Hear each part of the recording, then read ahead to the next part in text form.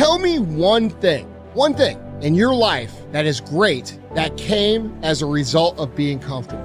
Most of us aren't defeated in one decisive battle. We are defeated one tiny, seemingly insignificant surrender at a time that chips away at who we should really be. It isn't that you wake up one day, decide, that's it, I'm going to be weak. No. It is a slow, incremental process. It chips away at our will. It chips away at our discipline. Move out of your comfort zone. It's the courage to move into your zone of discomfort, where you feel awkward and clumsy and sometimes alone. The comfort zone is one of the greatest enemies of human potential and of your potential. The people that are really successful, they're not looking for comfort. They're looking for excitement. They're looking for potential. Give up this old idea, I just want to be comfortable. Quit lying to yourself. You know you seek more than comfort. So understand that when you're trying to avoid the pain, when you're trying to avoid the struggle, when you're trying to avoid the hard things in life, you are actively choosing to be average. Start putting some pressure on. Put some pressure on yourself. Get out here and get about it. Once you figure out that you're in a race amongst billions of people that live in this world, you're in a race by yourself. You have a purpose, and it's your purpose, not everybody else's purpose. It is your purpose and only your purpose, and it's your race. That means you are persistently bigger than your excuses. You are persistently bigger than feeling lazy. And you are persistently beating the feelings that typically stop you. Stop coming up with excuses. Don't give yourself permission to continue to live a small life. You can't fit a big dream into a small life. Give yourself permission to go for it, to test yourself, to challenge yourself, to live full. When the sun comes up, you've got all the books, you've got all the tapes, you've got all the access. Now it's time to hunt. And what separates you from everybody else is that when it's time to hunt, you're ready to hunt. What I've come to appreciate when you're working on changing your life, changing some bad habit, getting out of addictive situations or relationships, or working to build a dream or making a difference in our society, it's hard. There are going to be all kinds of challenges that we all must face. You cannot live in this world without a challenge. You cannot live in this world without a struggle. Greatness is right on the other side of pain. So what are you running from it for? You say you want to be successful, then push through it. Stop making excuses and go get it. The lack of self-discipline is the major cause of failure, frustration, underachievement, and unhappiness in life. It causes us to make excuses and sell ourselves short. Perhaps the two biggest enemies of success, happiness, and personal fulfillment are first the path of least resistance and second, the expediency factor. The path of least resistance is what causes people to take the easy way in almost every situation. They seek shortcuts to everything. They arrive at work at the last minute and leave at the first opportunity. They look for get-rich, quick schemes and easy money. Over time, they develop the habit of always seeking an easier, faster way to get the things they want, rather than doing what is hard but necessary to achieve real success. The expediency factor, which is an extension of the law of least resistance, is even worse when leading people to failure and underachievement. This principle says people invariably seek the fastest and easiest way to get the things they want, right now, with little or no concern for the long-term consequences of their behavior. In other words, most people do what is expedient, what is fun and easy, rather than what is necessary for success. Every day, and every minute of every day, there is a battle going on inside of you between doing what is right, hard, and necessary, like the angel on one shoulder, or doing what is fun, easy, and of little or no value, like the devil on your other shoulder. Every minute of every day, you must fight and win this battle with the expediency factor and resist the pull of the path of least resistance, if you truly desire to become everything you are capable of becoming. And then when you see people take on more responsibility and decide that they're going to aim up and confront their suffering honestly and forthrightly, that their lives get better and the lives of people around them get better too. And so that's very strange as well, because it also means that the pathway to less suffering is through suffering, right? And that would be hopeful if the world was constituted that way. It's like, well, there's suffering.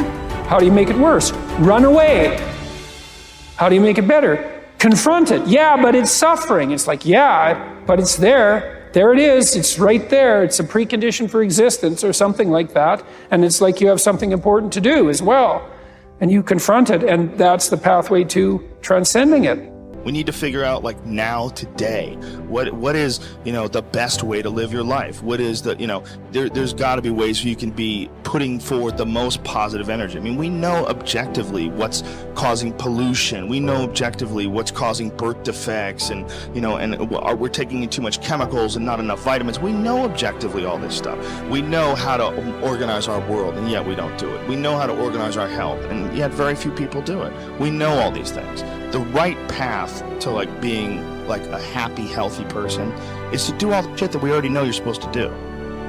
Take care of your body, take care of your health, take care of your mind, your stress, meditate, be kind to people. We all know that. I mean, you ask anybody, they know how to get by and to be the most evolved version of you that you can be. I mean, it's not like a magical checklist. If you talk to people about it, you said, okay, here you got a person, you want to improve them. What are the things that you're going to do to them?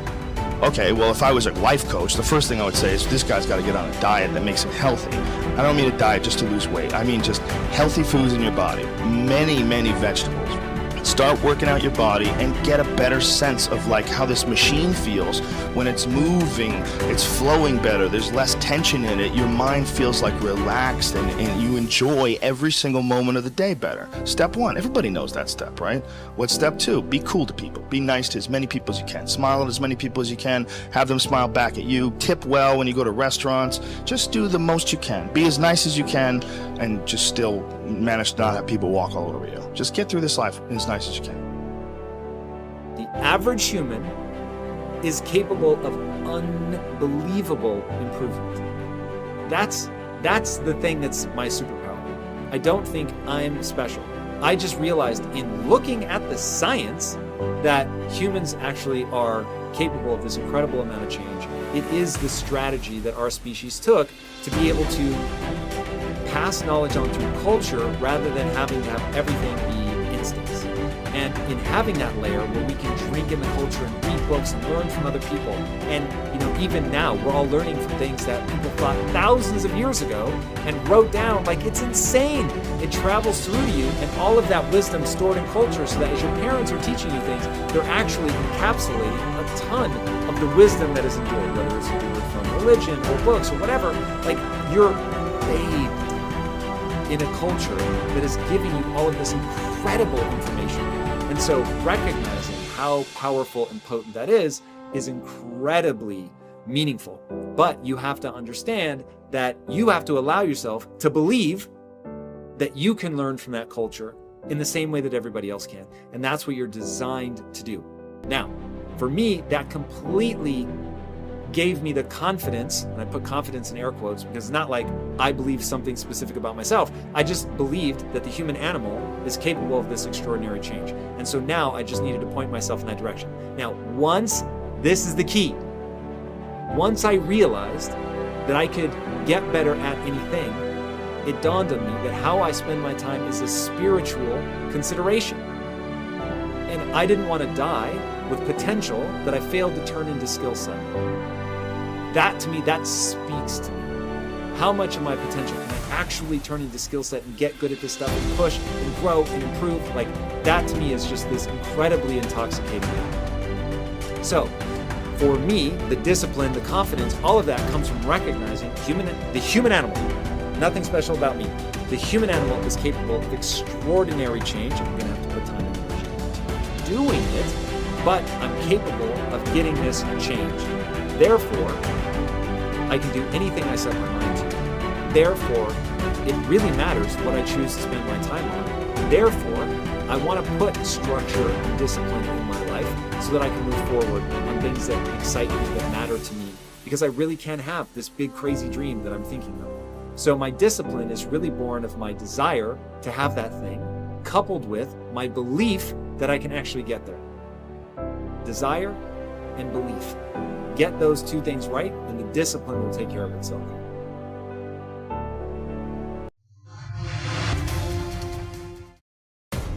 What do you want in life? What's my purpose in life? Why am I here?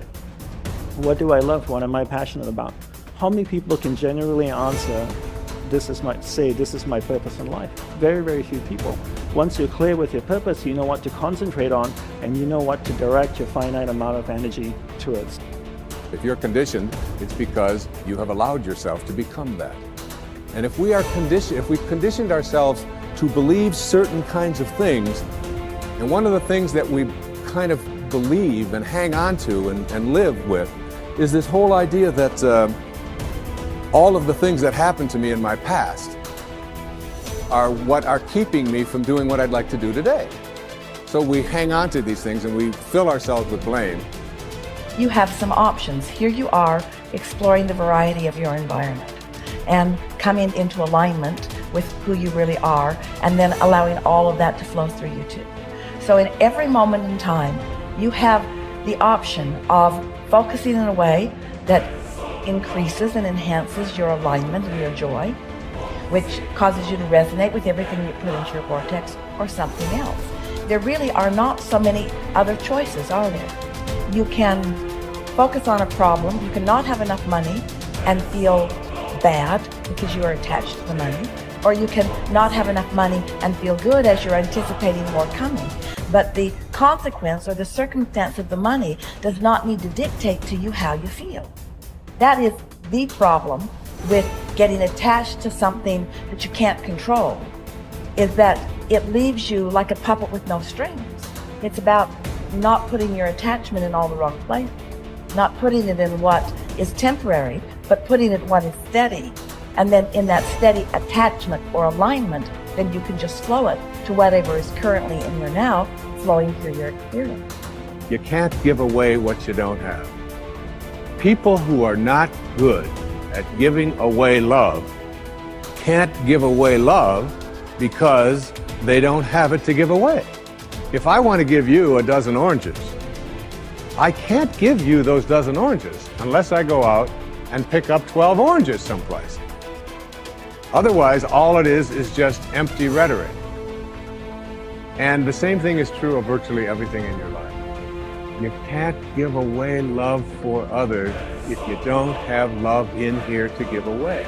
If what you have in here is contempt, if what you have in here is anger, if what you have in here is fear, then these are the things you're going to be giving away in your life.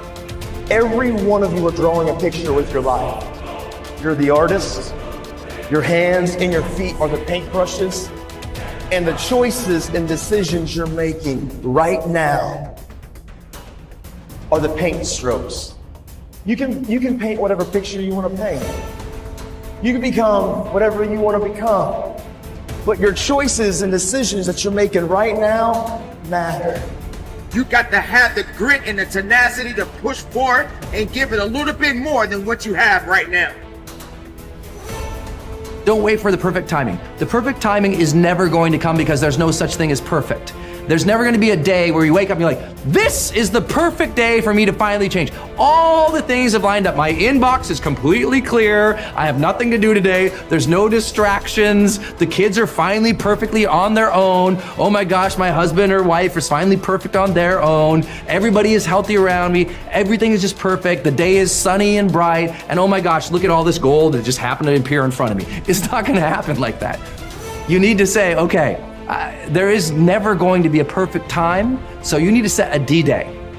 Literally, a day in which you say, that's the day. And then you need to marshal all of your motivation, all of your ability to learn and develop skills as fast as you can before that day. But when that day comes, that's D-Day. That's the day that you go. That's the day that you quit. And that has to be a real date for you. And you mark it on the calendar. That's the day you quit the thing. That's the day you walk out. That's the day that you leave that situation that is not healthy or satisfying or good for you or your soul or the people around you. That you have to have that date. It has to be scheduled or you'll never do it. You'll just keep saying, oh, you know, one day things are gonna be, you know, the people who say one day, they end up at the end with a collection of days that were so far from perfect that they're in a state of misery now. They never landed in the land of their dreams because they were always marching in something that was miserable to them, right? At some point, the only way that life changes is that you change your course. And don't wait for a perfect day. So what's your date? People who earn large incomes aren't lucky, and they're not crooks as those without money are so fond of pretending, nor are they endowed with more brains or talent necessarily than their friends and neighbors, nor are they privy to occult secrets, and only a very few were lucky enough to have had rich fathers or grandfathers. Most of the people earning the big incomes today started the same way you and I did, and most other people. The only difference between the men who earn big incomes and those who earn small incomes is that those earning big incomes decided to earn more. They're the people who made it their business to earn more. You see, people do what they make up their minds to do. So get rid of the ancient superstition once and for all that people who earn big money are special people, are lucky, or get the breaks, or had money to begin with, or knew someone, or are smarter, or anything else. These are alibis. They can all be disproved 1,000 times. The reason there are so many of these alibis around is that men who fail to make the grade financially are seldom honest enough to just admit that they really didn't try and keep trying. So in order to justify their failure, in order to remain seated, they dream up and pass along these old alibis. We're all self-made, but only the successful will admit it. The commitments we make to ourselves and to others, and our integrity to those commitments, is the essence and clearest manifestation of our proactivity. It is also the essence of our growth through our human endowments of self-awareness and consciousness. We become conscious of areas of weakness, areas for improvement, areas of talent that could be developed, areas that need to be changed or eliminated from our lives. Then, as we recognize and use our imagination and independent will to act on that awareness, making promises, setting goals, and being true to them, we build the strength of character, the being that makes possible every other positive thing in our lives. It is here that we find two ways to put ourselves in control of our lives immediately. We can make a promise and keep it, or we can set a goal and work to achieve it. As we make and keep commitments, even small commitments, we begin to establish an inner integrity that gives us the awareness of self-control and the courage and strength to accept more of the responsibility for our own lives. By making and keeping promises to ourselves and others, little by little, our honor becomes greater than our mood. The power to make and keep commitments to ourselves is the essence of developing the basic habits of effectiveness. Knowledge, skill, and desire are all within our control. We can work on any one to improve the balance of the three. As the area of intersection becomes larger, we more deeply internalize the principles upon which the habits are based and create the strength of character to move us in a balanced way toward increasing effectiveness in our lives. Get stronger. You can develop the muscle. You can develop the courage muscle. You can develop the inspiration muscle. You can develop the dedication muscle. You can get stronger. There isn't anybody here that can't get stronger. Next time we see you, may not even recognize you. How strong you're going to be able to become in language, in style, in personality, the ability to cope, the ability to handle with anything that happens, no matter what happens. And the third one is get better. We can all get better. I've gotten better. First talk I gave, I stood up, my mind sat back down. But here's the secret to my success. I stood up and did it again. Stood up and I did it again. And I did it again and I did it again all those many years ago. I did it when I was scared, and I did it when I didn't want to, and I did it when I was ill. And I did it when it didn't work well, and I did it when they didn't appreciate it, and I didn't a lot of times when I didn't know much what I was doing. I just did it anyway. And now all these years later, I'm asked to walk on this stage with the greatest introduction I've ever had, greatest response and welcome I've ever had, the greatest opportunity I've ever had to touch this many lives with a mixture of words and heart and soul. I got better.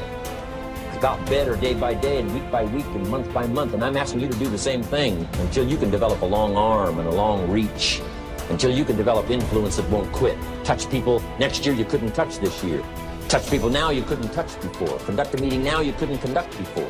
Heart and soul now mixed in there that wasn't there, missing before. I'm asking all of you to get better in spite of the winters, in spite of the downturn. The money downturn, the social downturn, the personal downturn, whatever it is. Just get stronger. Get better. The key is not to wish for a better winter. The key is to wish for more strength, more wisdom, more courage, get better, get wiser, get stronger.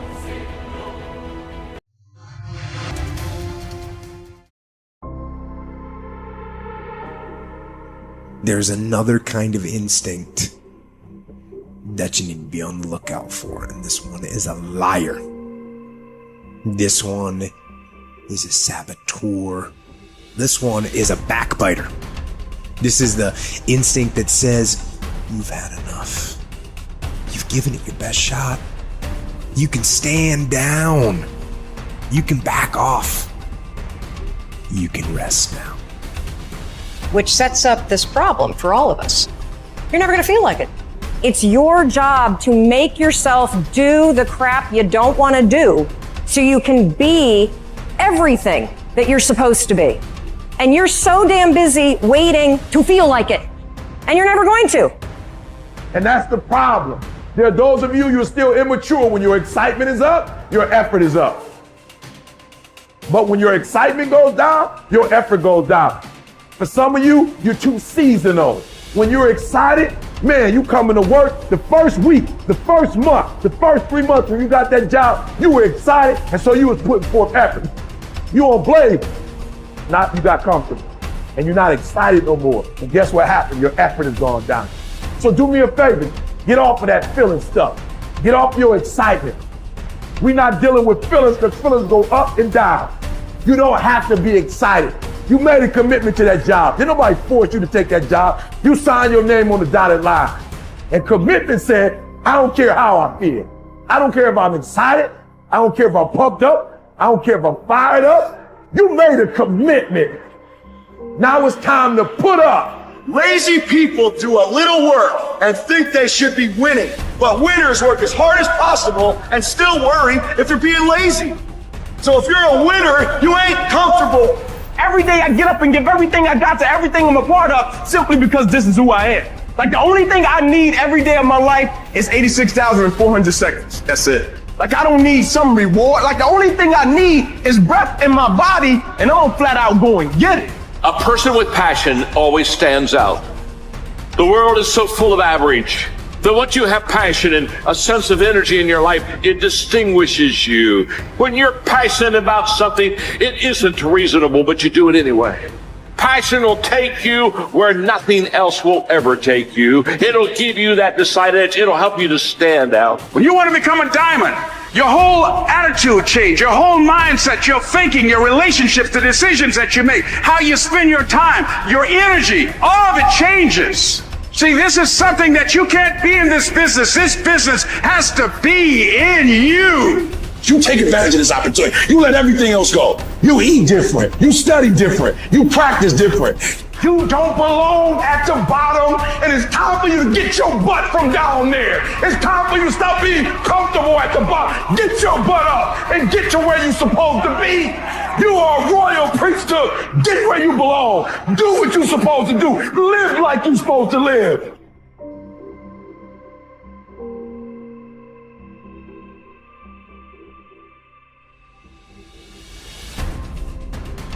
Get better every day. Socrates didn't know much. There wasn't much he held for certain. But he was sure, he said, that we cannot remain as we are. It doesn't matter who you are. It doesn't matter what you've done. Nobody is as good as they could be. Nobody is perfect. Everybody can improve. There are few self-fulfilling prophecies more important or more dangerous than this.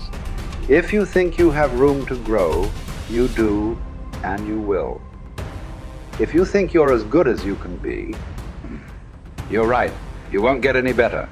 It has been said that Tom Brady, the greatest quarterback in history, the youngest and the oldest to win a Super Bowl, isn't obsessed with winning.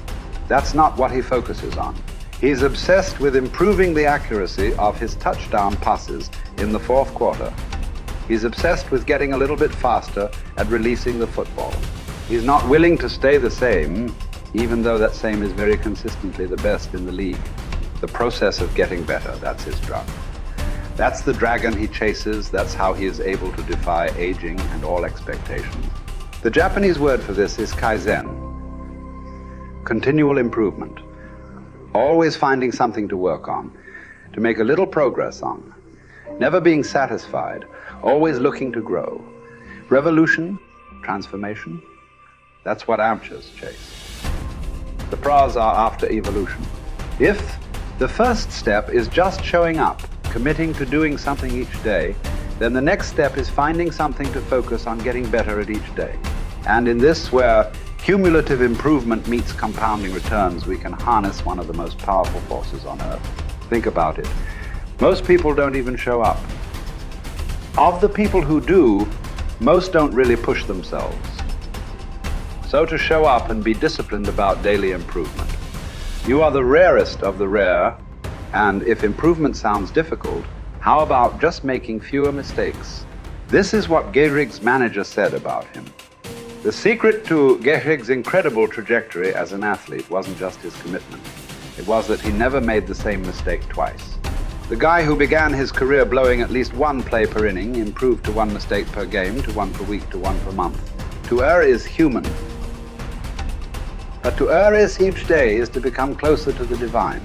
We not only hold ourselves to a standard, but we ratchet the standard up as we go. Just as with weight training, what we're lifting should be steadily increasing with each subsequent workout. Our unwillingness to be satisfied with our performance, to be done with our progress, is what keeps us from plateauing. It drives us forward. Is it a little discouraging that we never seem to arrive? That our standards rise just out of reach of our abilities? Absolutely not. We move the goalpost so the game doesn't get boring, and more important, so it never ends. Ultimately, this brings us more pleasure and more satisfaction. We reach heights we'd never have been able to see otherwise. Do you want to be rotting or ripening? Are you getting better? Because if you're not, then you're probably getting worse. Anyone, whether they're a professional athlete or a house cleaner, can get better at their job. You can get better at being a person, a citizen, a son or a daughter. You can get better at how you think, how you focus, what you think about. Just as one person delights in improving his farm and another his horse, Epictetus would say, riffing as it happens on Socrates, so I delight in attending to my improvement day by day. He said this as a man who clawed his way out of slavery. He said this from exile. He said this as one of the wisest men in the ancient world. And still, he was focused on how he could get better every day, in every way. One can imagine that for Epictetus, this discipline would have been extremely helpful in those dark times, because it gave him something to focus on, something only he controlled, not his master, not society, not his station in life. But this discipline is also helpful in the good times too, preventing one from getting too cocky or complacent. It doesn't matter what the scoreboard says, or the bank balance, or the sales figures, or the headlines. You know whether you're getting better or worse, whether you're making progress day to day. And if you are, wonderful. If you know there is room for improvement, also wonderful. Either way, your marching orders are the same. Come what may, success or failure, fame or misfortune. A focus on progress lets us look ourselves in the mirror with pride and ignore all the commotion in the background. It's the journey of a lifetime. In fact, that's the way to think about all of this. How much progress could you make if you made just a little each day over the course of an entire life? What might this journey look like? Where might it lead if each bit of progress you made presented both the opportunity and the obligation to make a little more progress, and you seized those opportunities, you lived up to those obligations each and every time? Will you choose to take this journey? Will you continue on, even when you've reached further than you ever thought you could go? Or will you stop there? Are you going to keep practicing? Or have you decided that this is good enough? That you're good enough? Will you remain as you are? Or become what you're capable of? Because once you stop getting better, there's only one direction to go. Do the best you can. The Emperor says in Marguerite Yourcenar's beautiful novel Memoirs of Hadrian, do it over again. Then still improve, even if ever so slightly, those retouches. It's a beautiful irony. You're never content with your progress, and yet you're always content. Because you're making progress. What does it mean to live an infinite life? Clearly, our lives are finite. We're born, we die, we come, we go. But life is infinite. The game of life will continue with us or without us. Which means every single one of us has a choice. We don't get to choose the nature of the game. Life is infinite. We don't even get to choose if we want to play in the game or not. Once you're born, you're in it. We get one choice. Do you want to play with a finite mindset, or do you want to play with an infinite mindset? To play with a finite mindset means waking up every day and say, I'm going to be the best, I'm going to be better than everybody else, I'm going to accumulate more power, more responsibility, more money, whatever it is, whatever your metric is, I'm going to get more than anybody else. Me. And when you die, you take none of it with you. Or we can choose to live our lives with an infinite mindset, which means I'm going to leave this world, this school, in better shape than I found it. It means I'm going to devote my life to see that those around me rise. And we know that we're living with an infinite mindset because our obsession is seeing that we have an impact on the lives of the people around us. We've all had teachers, and some of you are those teachers, where 20 or 30 years from now, I can go to one of your students and say, you're a remarkable human being, you've accomplished so much in your life. How did you become the person you are today? And they will tell me your name. We all remember the teacher who believed in us. We all remember the teacher who had our backs. We all remember the teacher who saw something in us that nobody else saw. We've forgotten all the others, but we remember those couple. And that's what it means to live with an infinite mindset. It means we divert ourselves to that mindset for everyone in our lives. That other teachers will say that about us. Other principals will say that about us. Other students will say that about us. Our friends will say that about us. I am who I am today because of you, and I will commit to live the same life that you taught me how to live. And you will literally live on beyond your own lifestyle, your own lifetime. That when you're gone, others will carry your work for you. This is what it means to live an infinite life, and it is just a choice. Nobody changes until they change their energy. When you change your energy, you change your life. It's the way it is. When you stop using your enemy to reaffirm your addiction to hatred, when you stop using your best friend to reaffirm your addiction to suffering, when you stop using your Facebook to reaffirm your addiction to insecurity, when you stop that whole process and you start going inward and you're no longer relying on those outer things that create those emotions, and you start creating those inner emotional states, you start changing your energy. Now, whatever is no longer a vibrational match between you and that past, present reality is going to fall away. Right. They're just going to spiral out. You're no longer putting your attention on them. In other words, the stronger the emotion you feel with some problem in your life, the more you give it your attention. Where you place your attention is where you place your energy. You're giving your power away, your life force. Yeah. Lower the volumes of that emotion, you take your attention off that person, you're calling energy back to you. Yeah. And you're building your own electromagnetic field. We've seen the evidence of that in many events, because when people start overcoming themselves, the first day, not always, but the energy of the room will drop. Why? Because they're drawing from the field to build their own field. Now when they build their own field the next day and the fields start interfering with the people next to them, whoop, the energy in the room just keeps going up. So now there's no longer a vibrational match between you and your coworker. Be prepared, because that old known thing is going to fall away because you're no longer emotionally and energetically connected to it. So then when you get in that state, it's not a time to try to put it back together, because at the same time these things are unraveling and they're moving towards chaos, and chaos is just unpredictable order. Right. It's novelty, the newness of an experience that you can't predict is chaos. If you apply the formula, and all potentials in the quantum field exist as electromagnetic potentials. They are possibilities. When they begin to synchronize coherently, your brain and heart, you got a strong Wi-Fi signal, because now you're putting out a very laser coherent signal. Right. When there's a synchronization between your energy and that potential that exists in the future, but it really exists in the present moment, because that's where they exist in the quantum. Now,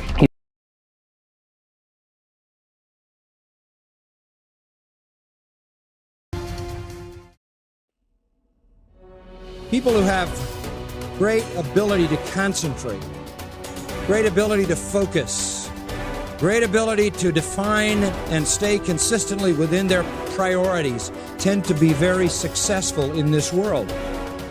And self-discipline is an essential component in that, whether you're talking about some kind of academic achievement, some kind of musical achievement or athletic achievement or whatever it is, some achievement in the realm of business or the arts or science, generally comes to people who are very focused and who understand how to order their priorities. In a word, they are disciplined people.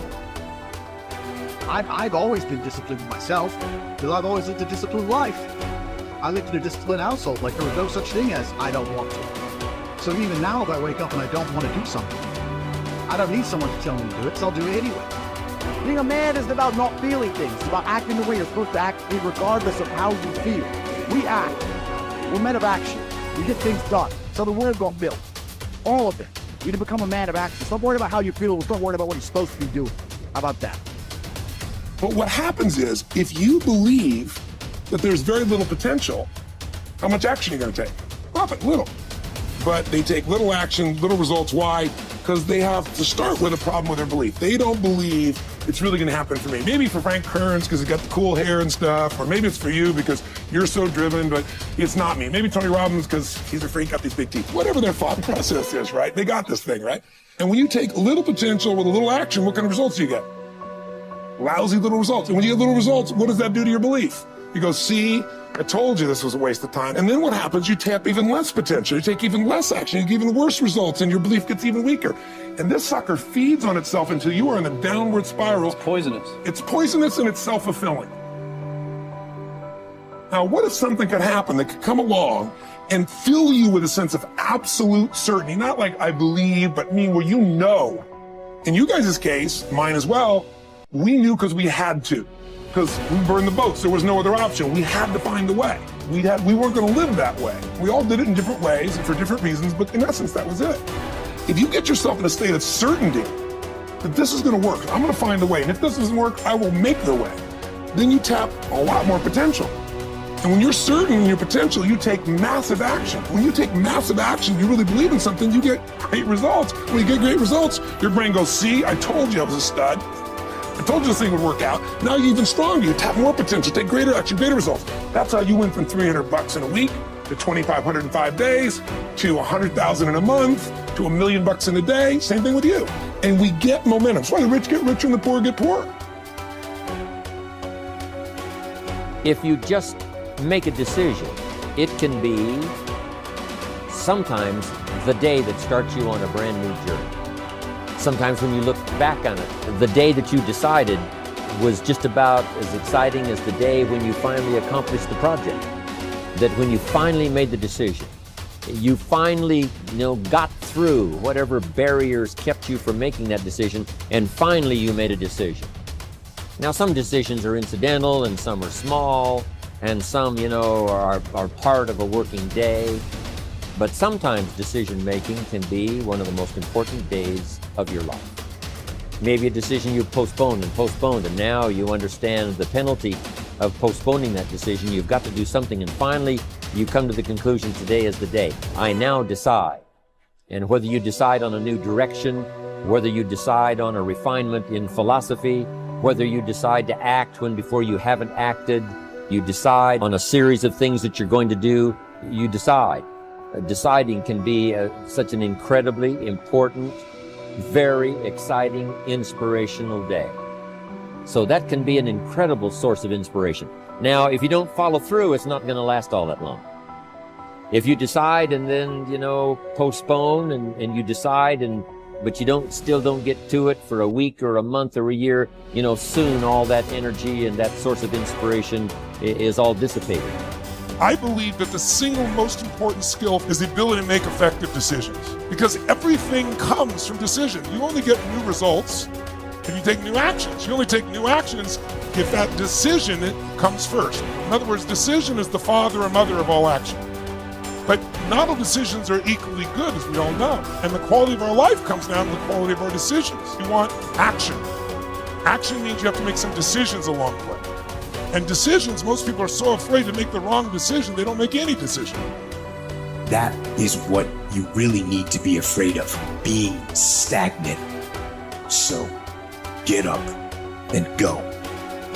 That idea isn't going to execute itself. You have to do it, and you have to do it now. Don't wait anymore.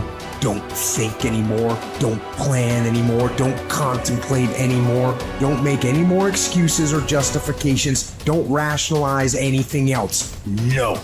Take the risk. Take the gamble. Take action now. No complacency. By 66, Pompey had already earned the title Magnus, making him, in fact, and in name, Pompey the Great. He had reconquered Spain. He had served as Rome's consul not once but twice. He had defeated Spartacus in the Third Servile War. And now he was being sent to dispatch the Cilician pirates who terrorized the Mediterranean. Before he left, he stopped for a private consultation with the Stoic philosopher Posidonius, one of the great minds of the ancient world. Posidonius's advice might have seemed rather redundant. Be the best and always superior to others, he had told the ambitious general, quoting a line from the Odyssey. But Posidonius wasn't talking about achieving more victories over the enemy. He was talking about conquering the self, not honors, but being honorable. Plutarch tells us about a far less famous general and statesman in Greece, many generations before Pompey. Despite his brilliance on and off the battlefield, Epaminondas was appointed to an insulting minor office in Thebes. In fact, it was because of his brilliance that he was put in charge of the city's sewers.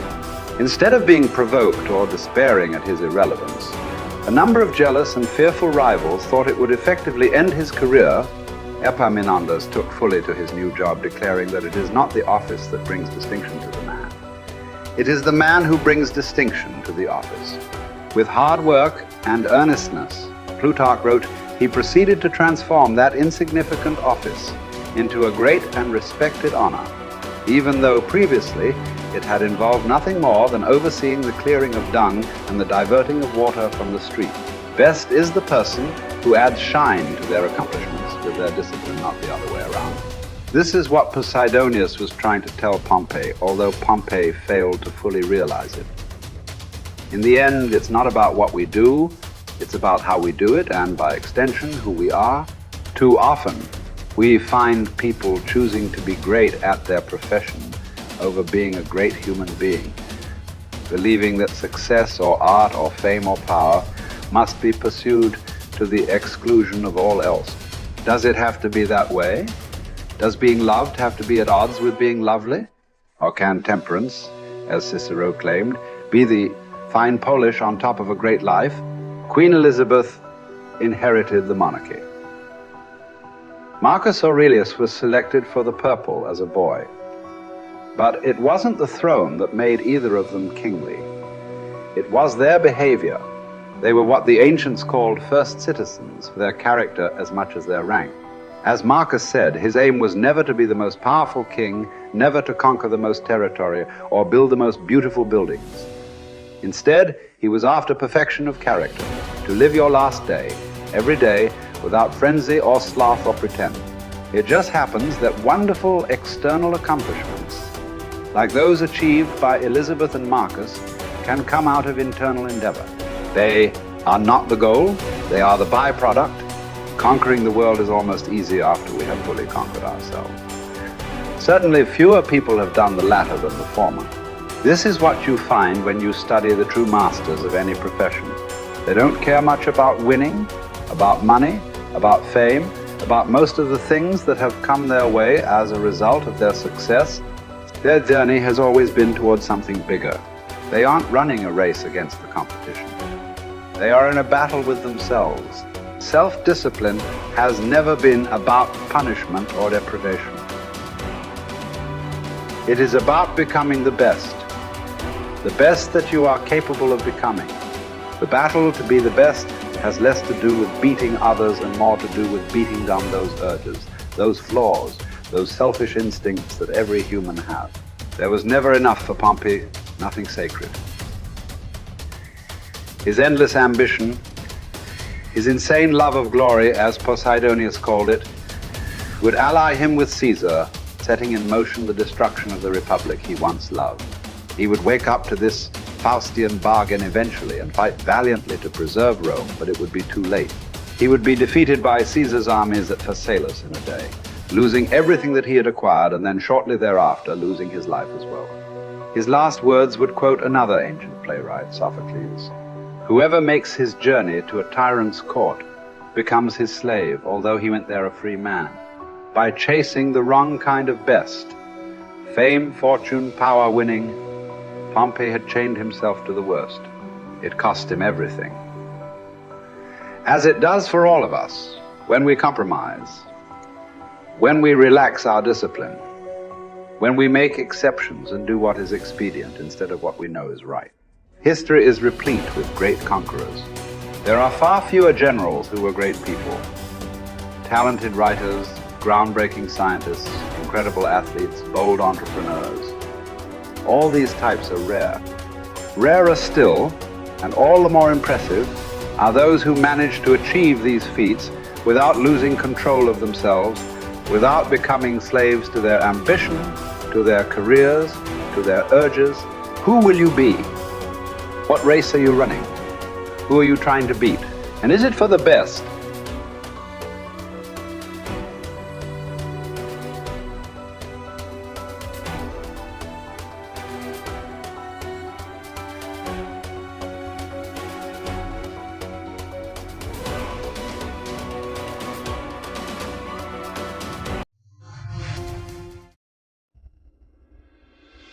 The one commodity that is most valuable on this earth is time. Time to love, time to live. From the moment the human body is born, it begins dying. I can live with no responsibility whatsoever. The price I pay is that nothing matters. Or I can reverse it and everything matters. But I have to take the responsibility that's associated with that. And so if your life isn't everything it could be, you could ask yourself, well, what would happen if you just stopped wasting the opportunities that are in front of you? What is death? Is it the end? Or is it the beginning? And what is life? What is this thing we call life? What makes life so unique and so beautiful? It is beautiful because whatever you have that you may be facing, what you may be dealing with, life is still good. You are living and achieving your dreams. Find time to better yourself, read, explore, research, live life, do things you've never thought of doing before. That's what it's all about. It might not be fun, it might not be easy, but it is profitable. It does give you results. Think about all of the great people that we admire in our society and the things that they must have had to go through in order to make it look effortless. And one day you're gonna be great, but you think you got time. You think you got time. 18, 3 years from now, 5 years from now. I'm telling you, you deserve to be great now. And not only do you deserve to be great, there's some people in your life. You must be yourself if you want to experience your true purpose in life. If you're different, be different. Be different and do it with pride. If someone doesn't like it, if many people don't like it, who cares? Your life would feel better and richer if you had a goal, you chased that goal, you accomplished some things, and you would get this boost of confidence, you'd get this boost of self-esteem, like whatever it is that you're going to do. Learn from what you've just done, move forward. Learn from what you've just done, move forward, repeat, repeat, repeat, all the way forward until one day you're going to get to the end of that tunnel and you're going to see the light. You need to take massive action. And if that doesn't work, try something else. If that doesn't work, try something else. Keep going with massive action and you will find the way because it will give you momentum. The time is now. The time is now to express and for people to believe in themselves. The time is now for it to be okay to be great. Listen to me, if you work for it, if you're willing to put in that sweat, That blood and those tears, baby, I'm telling you, you can have what you want, be what you want, do what you want. Are you hearing me? And start now. Start believing, start dreaming, and create the life and the person that you really want to see.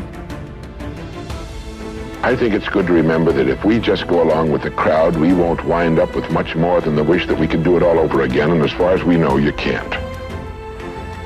If we want to amount to anything as individuals, we need individual goals, individual thinking, individual actions, and we must never conform to the big group. We must love them, we must help them, we must serve them, because our whole success will depend on our ability to do these things. But never lose our own individuality and our identity by permitting ourselves to become submerged in what has historically proved itself to be little more than a suffocating sea of indirection and purposelessness. If we want to emulate someone, fine, but let's be choosy in whose steps we follow. It's the only life we've got. And remember to think. Imagination is everything, and we can become what we can imagine. If you find yourself getting depressed and down at the mouth, as we all get once in a while, you might want to remember this quotation by Dean Briggs. He said, "Do your work. Not just your work and no more, but a little more for the lavishing's sake. That little more which is worth all the rest. And if you suffer as you must, and if you doubt as you must, do your work. Put your heart into it, and the sky will clear. And then out of your very doubt and suffering will be born the supreme joy of life." Believe it or not, in an age when we've come to nearly deify leisure time, we've almost lost sight of the fact that virtually all our satisfactions, rewards will come not from our leisure, but from our work. And don't forget the strangest secret. We become what we think about. But if you want to begin to move into your own personal greatness, if you want to begin to really enjoy a happy, successful, healthy life, you've got to be willing to go against the tide. You've got to be willing to harness your will and say, in spite of this, I'm in control here. I'm not going to let this get me down. I'm not going to let this destroy me. I'm coming back, and I'll be stronger and better because of it. You have got to make a declaration that this is what you stand for. You're standing up for your dreams. You're standing up for peace of mind. You're standing up for health. You want it, and you're going to go all out to have it. It's not going to be easy. When you want to change, it's not easy. If it were in fact easy, everybody would do it. But if you're serious, you'll go all out. So yes, I'm going to turn this situation around. I'm not going to sit back and moan and cry over what happened and what went wrong and who did what. I'm going to do something about this situation. The way to transform yourself is through your work. Now, I know this runs counter to our prevailing cultural prejudices. Work is too ugly, too boring, too vain.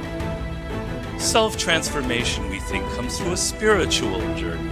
Therapy, a guru who tells us what to do, intense group experiences and social experiences, and drugs. But most of these are ways of running away from ourselves and relieving our chronic boredom. They're not connected to process, and so any changes that occur don't last. Instead, through our work, we can actually connect to who we are instead of running away. And by entering that slow, organic process, we can actually change ourselves from the inside out in a way that's very real and very lasting. This process involves a journey of self-discovery that can be seen as quite spiritual, if you like. And in the end of this process, we contribute something unique and meaningful to our culture through our work, which is hardly ugly, boring, or vain. This intense focus on one goal is not easy, but it is all important. Orison Swetmarden wrote, "The giants of the race have been men and women of concentration who've struck sledgehammer blows in one place until they have accomplished their purpose. The successful men and women of today are those of one over, mastering idea, one unwavering aim, men and women of single and intense purpose." Marden also said that every great man has become great. Every successful man has succeeded in proportion as he has confined his powers to one particular channel. Single-minded concentration in the direction of your dreams will intensify your desires and increase your emotional drive toward your goal. This intensity of concentration will activate the law of attraction and begin to attract people and opportunities into your life to help you to achieve your goal. The more you think about your goal, the more it will come to dominate and direct your life. The more you think about it, the more rapidly you will move toward it, and it will move toward you. Great men and women are those who absolutely believe that they are put on this earth to do something wonderful with their lives. They have a vision of something greater or better than their current circumstances. Personal greatness means having a sense of destiny and a conviction that your thoughts and your imagination are the only real limits to your possibilities. William James said, compared to what we ought to be, we are only half awake. We are making use of only a small part of our physical and mental resources. Stating the thing broadly, the human individual thus lives far within his limits. He possesses powers of various sorts which he habitually failed to use.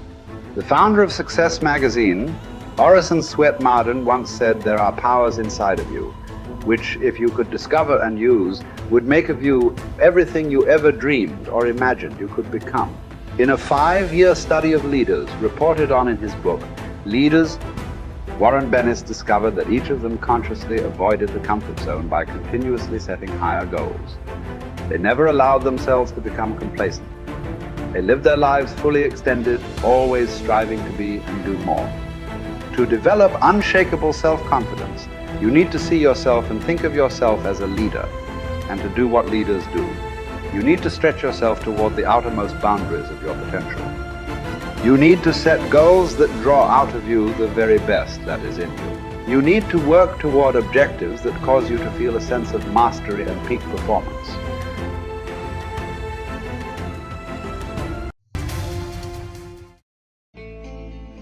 Every single day that we wake up, we have been gifted the opportunity of choice. You can choose to be happy, or you can choose to be sad. I don't care what your situation is. You should never allow your situation to define who you are as a person. The outside is the physical manifestation of what goes on inside the brain. Things do not just happen. No one just rear-ends your car. You don't just become broke.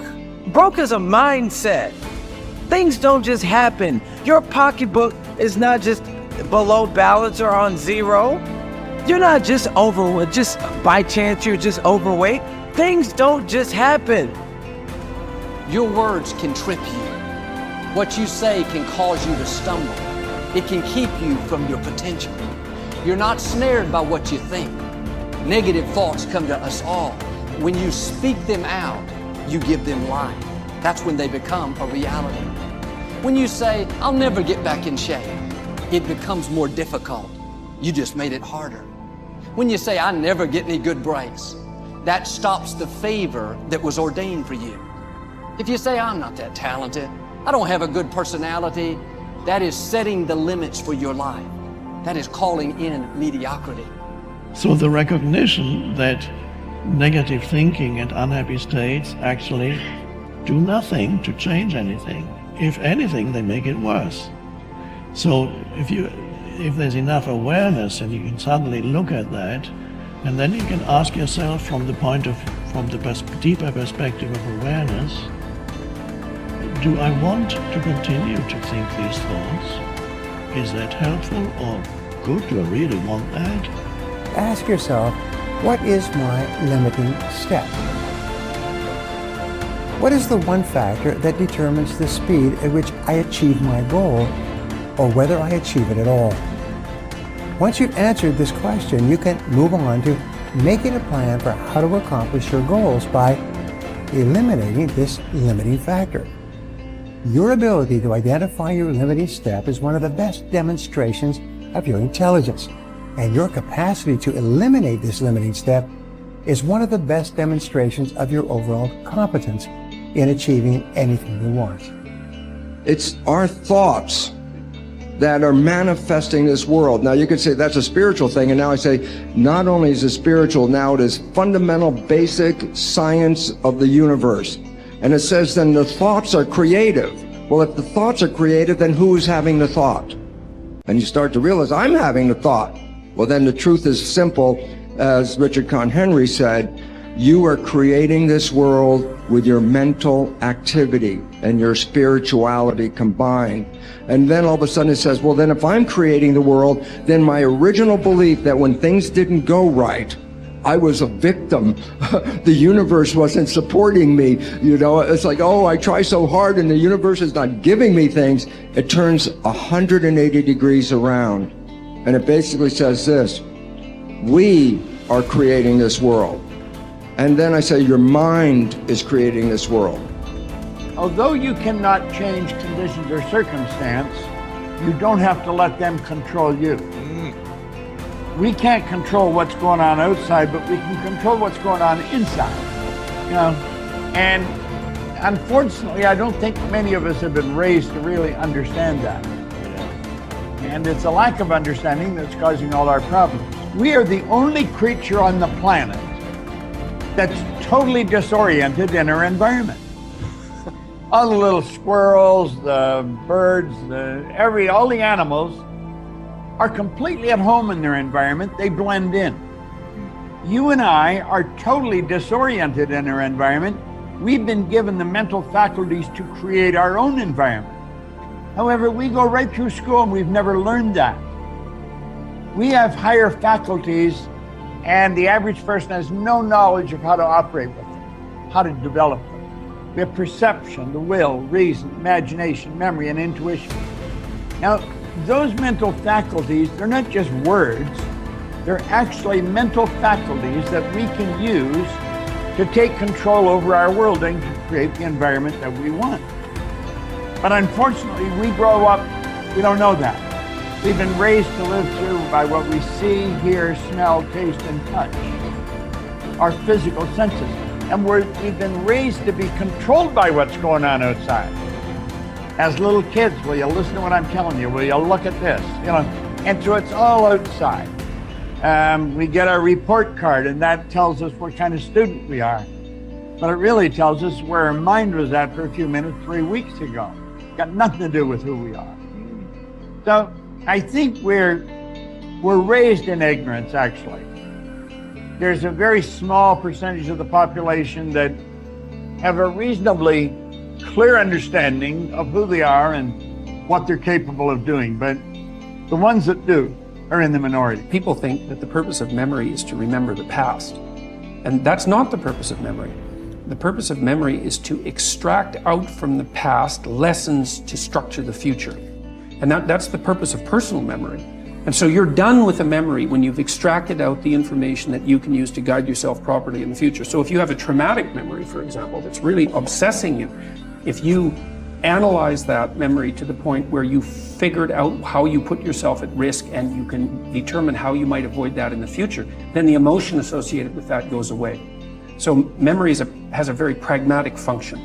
And cultural memory is the same thing, is that we need to extract out stories from our past that structure our future. And we need that because, well, first of all, if you don't have a purpose, let's say, it isn't that your life becomes neutral in a meaningless sense.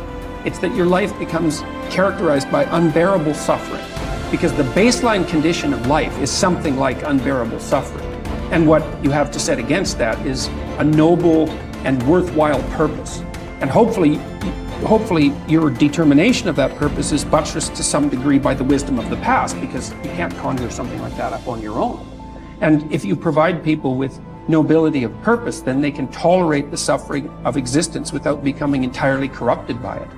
And cultures that don't do that, it isn't even so much that they die, it's that cultures that don't do that are dead. They're done. They don't have a story anymore. They don't have a call to adventure. And then, well, then everyone suffers stupidly as a consequence. It's a very bad thing. So Churchill made the same observation that many of the great psychologists and philosophers made in the early part of the 20th century. It's like, bring the story forward and propagate it and make it the most noble possible story. And then you motivate people to do to transcend themselves, which they need to do. So, yes, he's exactly right in his diagnosis. In order for us to become abundant, we have to overcome the old personality. And that's 95% of who we are, right? Yes. So then, the side effect of the beginning of this process is a lot of discomfort. It is a lot of discomfort because you're stepping outside the known into the unknown, and now you can't predict. It's scary. No, you'd rather hold on to your lack. The pain, the suffering. Rather tell the story of that. At least it makes you feel something that's familiar. Mm-hmm. When you step outside and you're saying, I'm not going to complain about money any longer. I'm not going to complain about I don't have any. I'm not going to judge other people who do. I'm not going to say I can. I'm not worthy. It's never going to work. All those things got to go. I'm not going to feel lack. I'm not going to feel unworthy. I'm not going to feel separation. I'm not going to feel resentment. These are the things that are keeping my reality the same. Now it's no longer about abundance, about who you become. Mm-hmm. The most successful people are long-term thinkers. They look into the future as far as they can to determine the kind of people they want to become and the goals they want to achieve. They then come back to the present and determine the things that they will have to do or not do to achieve their desired futures. This practice of long-term thinking applies to work, career, marriage, relationships, money, and personal conduct. Successful people make sure that everything they do in the short term is consistent with where they want to end up in the long term. They practice self-discipline at all times.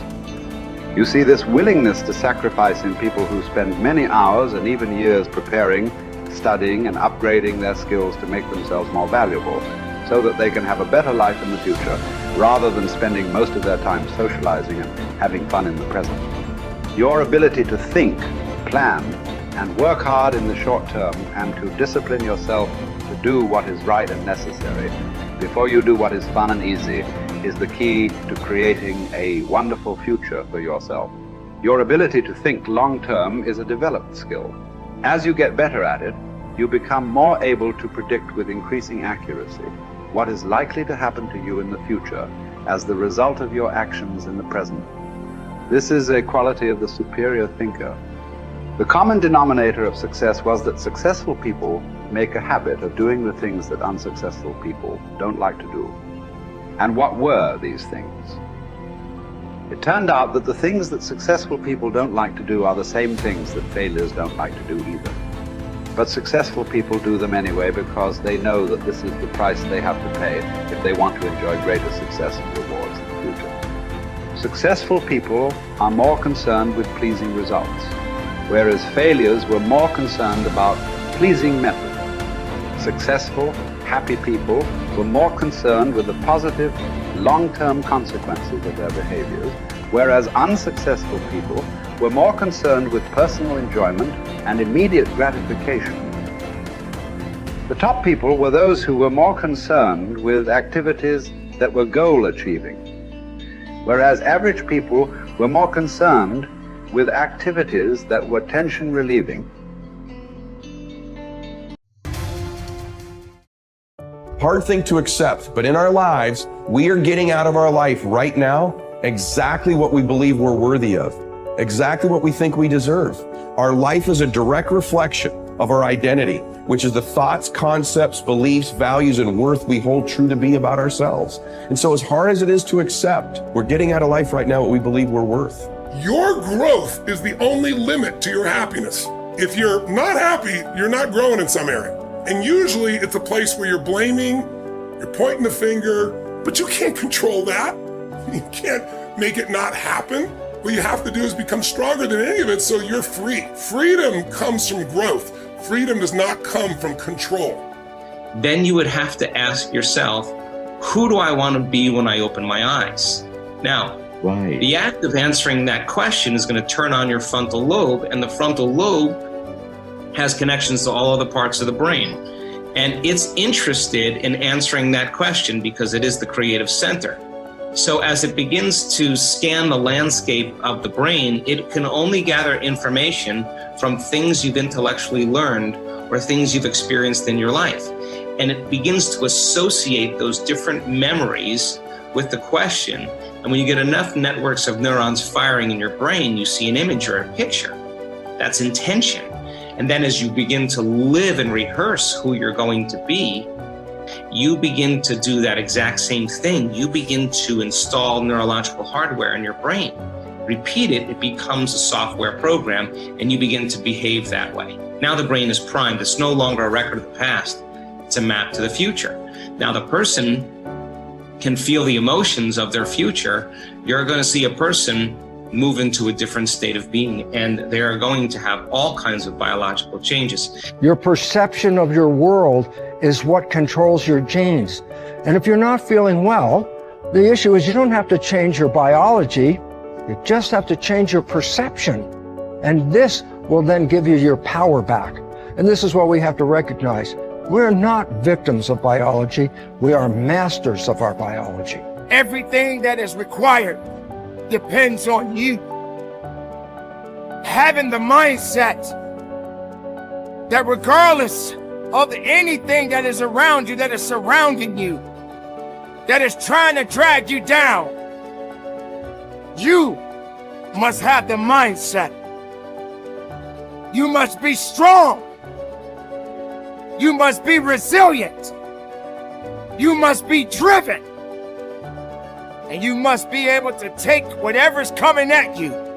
What goes out is what comes back. That all, as you sow, so shall you reap. I mean, it's in every great institution that there is in the world, whether it's a religion or a philosophy or whatever. What you put out is what comes back. Whatever you plant is what you're going to get back. And the more that you put out honesty, just because it's what you are, because you are being honesty, you're not trying to be honest, you are just being honesty, then that's what will come back to you on a regular basis. And when it doesn't, you'll just see that as another test for you to pass. This comes from Einstein. He said, the most important decision any human being must make is whether or not you live in a friendly or a hostile universe. Now, he could have said realization, but he didn't. He said decision. You have to decide, because there is no empirical truth. You don't live in either a friendly or a hostile universe. You decide, and that perception, that viewpoint from which you judge everything else that happens in your life will be colored by whether or not you think it is a universe that is working for you or against you. And it's a choice.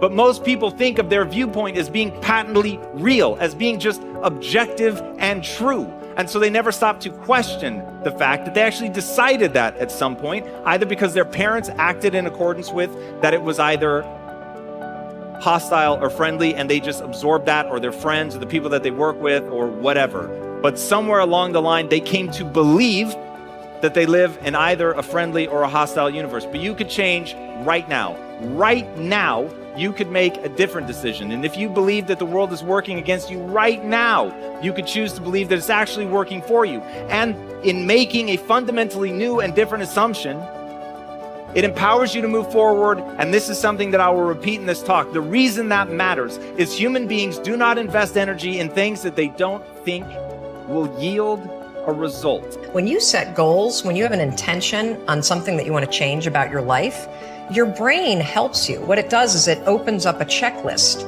and then your brain goes to work trying to remind you of that intention that you set. And it's really important to develop the skill, and I say that word purposefully, the skill of knowing how to hear that inner wisdom and that intention kicking in and leaning into it quickly.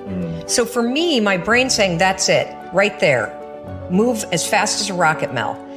I wanted to change my life. And I think most people that are miserable or that are really like dying to be great and dying to have more, we want to change. We want to live a better life. We want to create more for our families. We want to be happier. The desire is there.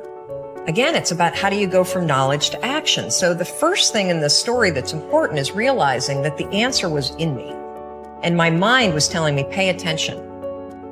Could have also been the bourbon. I had a couple of Manhattans that night. But anyway, the next morning, the alarm goes off, and I pretended NASA was there. It's the stupidest story. I literally went 5, 4, 3, 2, 1. I counted out loud, and then I stood up.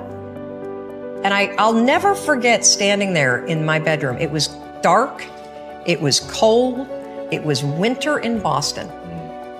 And for the first time in 3 months, I had beaten my habit of hitting the snooze button.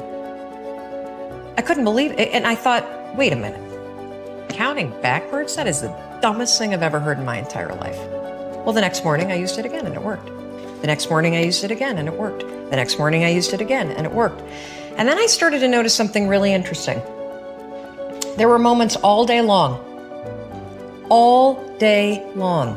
just like that 5-second moment in bed, where I knew knowledge what I should do. And if I didn't move within 5 seconds, my brain would step in and talk me out of it. Every human being has a 5-second window, might even be shorter for you. You have about a 5-second window in which you can move from idea to action before your brain kicks into full gear and sabotages any change in behavior. Because remember, your brain is wired to stop you from doing things that are uncomfortable or uncertain or scary. It's your job to learn how to move from those ideas that could change everything into acting on. Take action. When you start to walk, talk, dress, and behave like the top people, you soon begin to feel like the top people. You will treat other people like the top people do. You will work the way the top people work. You will start to get the results that the top people get. In no time at all, you will be one of the top people yourself. It may be trite to say, fake it until you make it, but there is a lot of truth to it. Your main job in life is to create the mental equivalent within yourself of what you want to realize and enjoy in your outer world. Your focus must be on creating the beliefs within yourself that are consistent with the great success you want to be in your outer world. You achieve this by challenging your self-limiting beliefs, rejecting them, and then acting as if they did not exist. You reinforce the development of new life-enhancing beliefs by increasing your knowledge and skills in your field to the point where you feel equal to any demand or challenge. You accelerate the development of new positive beliefs by setting bigger and more exciting goals in every area. Finally, you act continually as if you were already the person that you desire to be. Your aim is to reprogram your subconscious mind for success by creating the mental equivalent in everything you do or say. Make a decision this very day to challenge and reject any self-limiting beliefs that you might have that could be holding you back. Look into yourself and question the areas of your life where you have doubts about your abilities or talent. You might ask your friends and family members if they see any negative beliefs that you might have. Often, they will be aware of negative self-limiting beliefs you have that you are not aware of yourself. In every case, once you have identified these negative beliefs, ask yourself, what if the opposite were true? What if you had the ability to be extraordinarily successful in an area where you currently doubt yourself? What if you had been programmed from infancy with genius ability in a particular area? For example, what if you had within you right now the ability to earn and keep all the money you could ever want throughout your life? What if you had a golden touch with regard to money? If you absolutely believed these things to be true, what would you do differently from what you are doing today? Your beliefs are always manifested in your words and actions. Make sure that everything you say and do from now on is consistent with the beliefs that you want to have, and the person that you want to have, and the person that you want to become. In time, you will replace more and more of your self-limiting beliefs with life-enhancing beliefs. Over time, you will completely reprogram yourself for success. When this occurs, the transformation that takes place in your outer life will amaze you and all the people around you.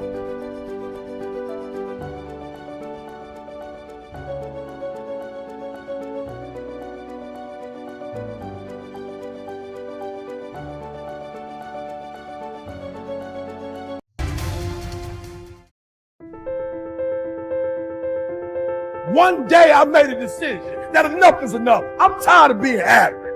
I'm tired. I'm tired of being good. I'm tired. To get that good is a terrifying journey of self-discovery and confronting who you really are. Because you cannot make change until you acknowledge where you're actually at. Life is a fight for territory.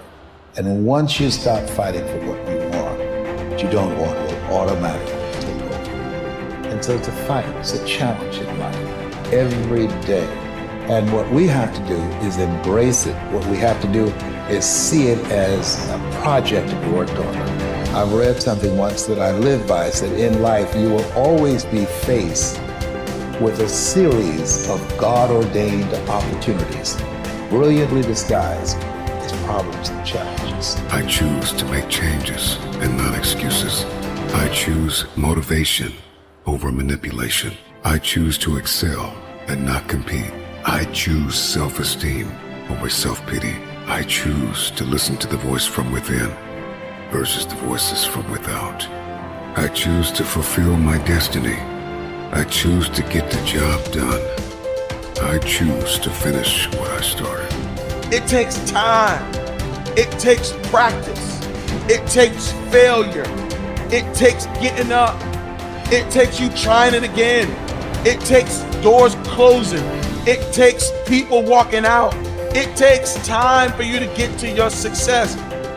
Sometimes it's gonna get dark, but you got to find the light. The light is within you. Believe in you when no one else does. Understand that your purpose will be fulfilled. It may not be today. It may not be tomorrow. It may not be next week. But it's coming. And as long as you're alive, you got to keep going. Get prepared for the success. Get prepared for the progress. You can make this you. Make this power yours. Yours to keep forever. Because this is what you're going to leave behind. This is what your legacy is made up of. The moments when you get knocked down but rise up over and over again. These are the building blocks of the legacy that you're constructing. These moments when you push forward and rise up over and over again. With everything I have to be the best that I can possibly be, better than I was yesterday. Better than people thought I could be, better than I thought I could be. Then claim one victory that no one can ever take away from me, ever. A lot of you feel stuck because you're waiting for some kind of external force to either push you and pressure you to change and to be great and to be amazing, or you're waiting for somebody to give you permission. You're either sitting back because you need some sort of external motivation from somebody that's going to push you or praise you or pressure you in order to change, or some life circumstance, like maybe in your past you've experienced trauma or you faced something really scary and that was the thing that made you change. And then the second thing that people wait around for is permission. Look, those may or may not come in your life. If you are somebody that is sitting around waiting for some external force to come and do the work for you, that is such a losing bet. It's unbelievable. Maybe you'll get lucky. Maybe somebody will come, but more than likely, no one is coming. The only kind of force that will truly create change in your life is you. The internal kind of force. I hate to say it, but for those of you that feel really, really stuck, and you keep thinking that somebody's got to pick me, or somebody's going to discover me, or somebody's got to give me permission to write this book. It's ridiculous. This is external versus internal force. And what you have to figure out if you're stuck is, are you the kind of person that is guilty of needing, wanting, and waiting for external forces, people, an event, some outside force to kick you in the ass so that you'll finally do the stuff that you've been dreaming about doing? I want to tell you something. No one's coming. No one. The people in life that get what they want are the ones that aren't waiting for an external force to validate their dreams, to inspire them, to give them permission.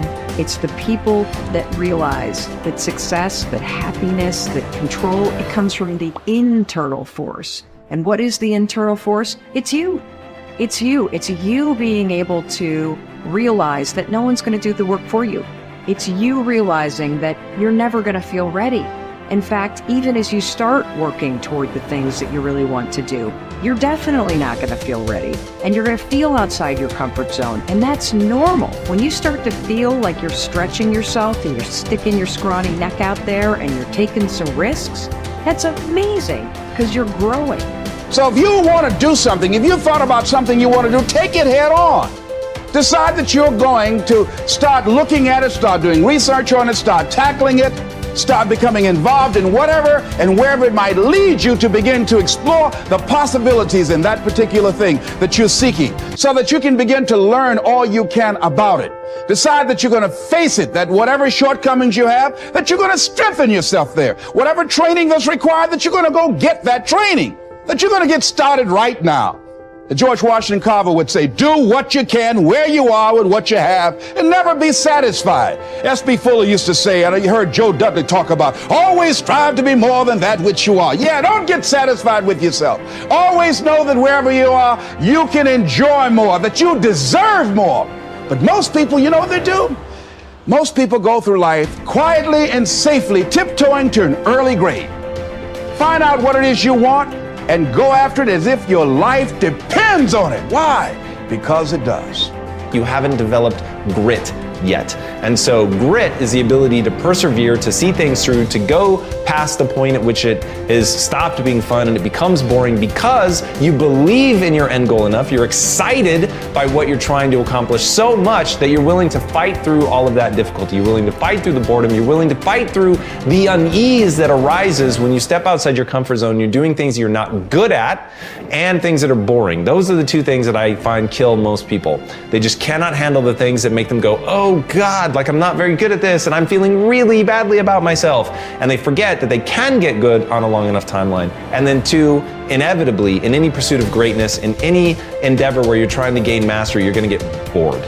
Because practice is repetition. It's doing something over and over and over and over to really train yourself to get to the point where you're truly exceptional. And there's just so much boredom inherent in that process. So building in the resilience to see all that stuff through is the key part of grit. Your ability and willingness to discipline yourself to accept personal responsibility for your life are essential to happiness, health, success, achievement, and personal leadership. Accepting responsibility is one of the hardest of all disciplines, but without it, no success is possible. The failure to accept responsibility and the attempt to foist responsibility for things in your life that make you unhappy onto other people, institutions, and situations completely distort cause and effect, undermine your character, weaken your resolve, and diminish your humanity. They lead to making endless excuses. There is a direct relationship between the acceptance of responsibility and the amount of personal control you feel you have over your life.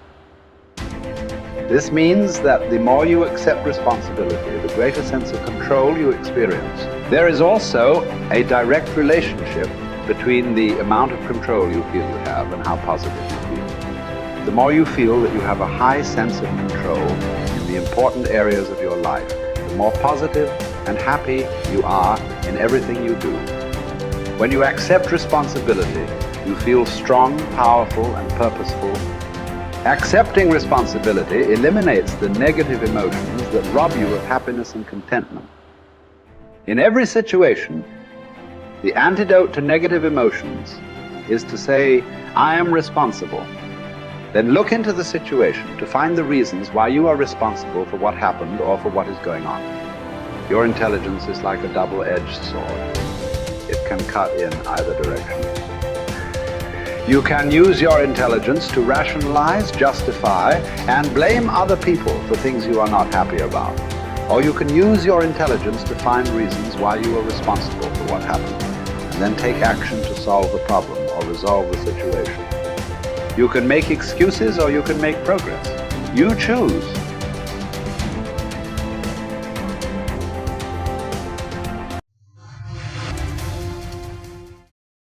All the great things in other high achievers' lives, all the reasons that these successful people that you look up to, that you aspire to be like, are the way they are, have all come from a place of being uncomfortable. That's just a fact. single biggest reason why people have bad days is because they start them off by looking around at everybody else and seeing what they're doing instead of having the focus and the discipline to actually start your day off with you in control. Because everywhere I look and everywhere I see in today's society, everybody's doing everything they can to be more comfortable. They're looking for the more convenience. They're looking for the quicker. They're looking for the faster. Don't ask for security. Ask for adventure. And see, it's not important how long you live. What's important is how you live. You know, I think people are always looking for some sort of, remedy or some shortcut that's going to make them be able to do things that are hard easier. But no, they're hard things for a reason. So they're going to be hard. If they were easy, everyone would do them. We go through life trying to seek security and not coming outside of our comfort zone, and we take most of our stuff with us to the grave. Ask yourself, what's blocking you? What's preventing you from acting? Why don't you have the courage to handle that? Why won't you face that? What are you running away from? What kind of avoidance behavior are you engaged in? Next is, what is the worst thing that can happen when you take action? But you have to make a conscientious decision that you're going to change. And it's not dependent on anybody else. Self-discipline begins with the mastery of your thoughts. If you don't control what you think, you can't control what you do. Understanding how to set up daily routines with alternating brain and body training and killing procrastination. Each and every day that you are breathing in this world, each and every day that you are doing something in this world, you should be focusing on getting better, not worse. Show me your character. Remain disciplined. Stay strong. When it all seems hopeless, keep plugging away. Nothing can stop you if you don't stop for anything. Don't stop for anything. Never break your discipline. Remain faithful to yourself and your vision. You should be understanding that, hey, I can't be this same person on a day in, day out type of way.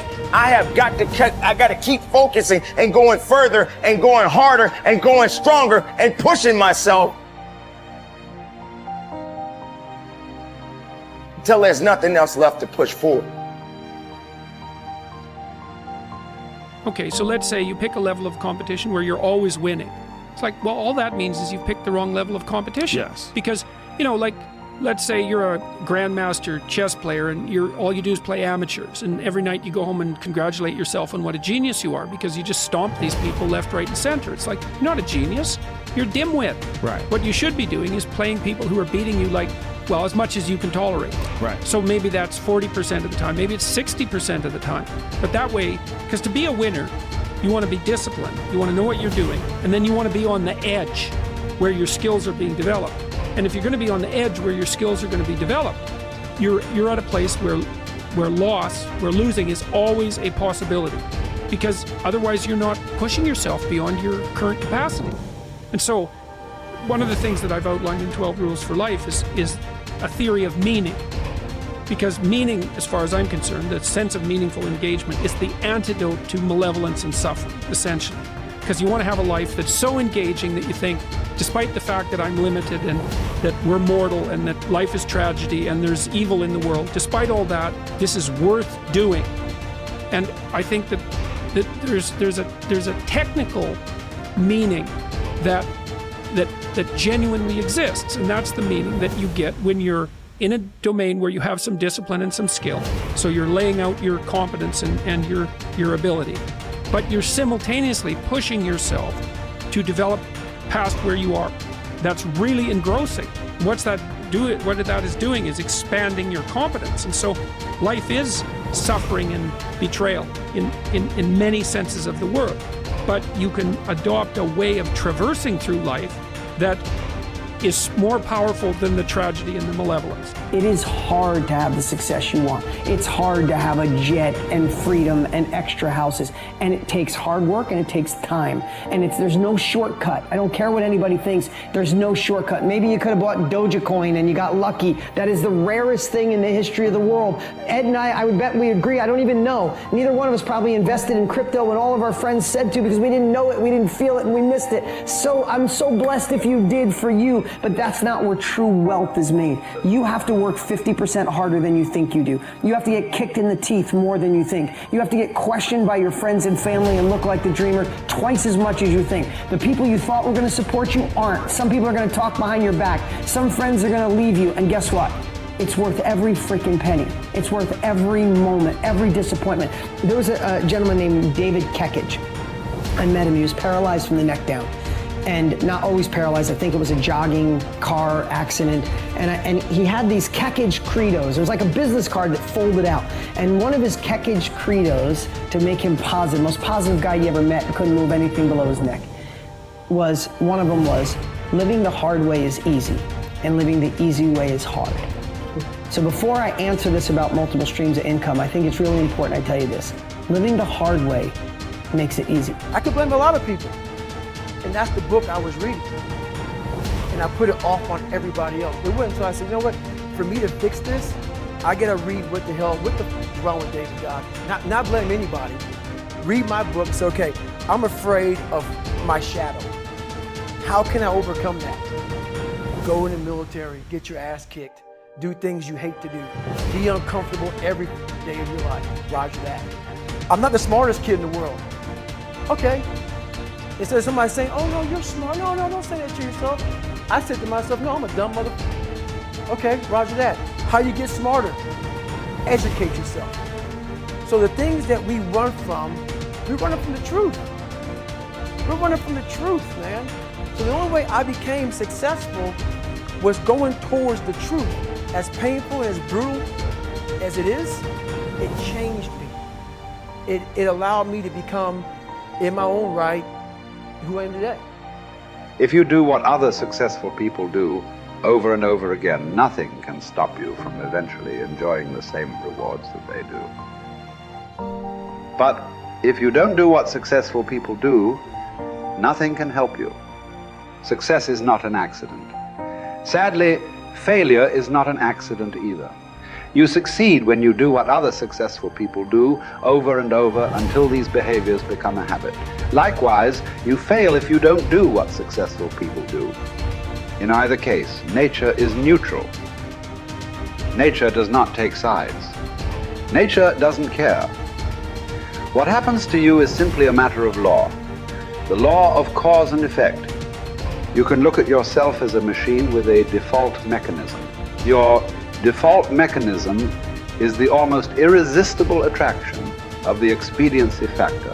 In the absence of self-discipline, your default mechanism goes off automatically. This is the main cause of underachievement and the failure to realize your true potential. When you are not working deliberately, consciously, and continuously to be and have those things that constitute success for you, your default mechanism is at work. You end up doing those fun, easy, and low-value things in the short term that lead to frustration, financial worries, and failure in the long term. One of the most important requirements for success, once you have decided what it is that you want, is the quality of willingness. Successful people are willing to pay the price, whatever it is and for as long as it takes, until they achieve the results they desire. Everyone wants to be successful. Everyone wants to be healthy, happy, thin, and rich. But most people are not willing to pay the price. Occasionally, they may be willing to pay the price, but they are not willing to pay the whole price. They always hold back. They always have some excuse or rationalization for not disciplining themselves to do everything that they need to do to achieve their goal. How can you tell when you have paid the full price of success? It's simple. Look around you. There it is. You can always tell how much of the price of success you have paid by looking at your current lifestyle and your bank account. By the law of correspondence, Your outer world will, like a mirror, always reflect the person you are and the price you have paid on the inside.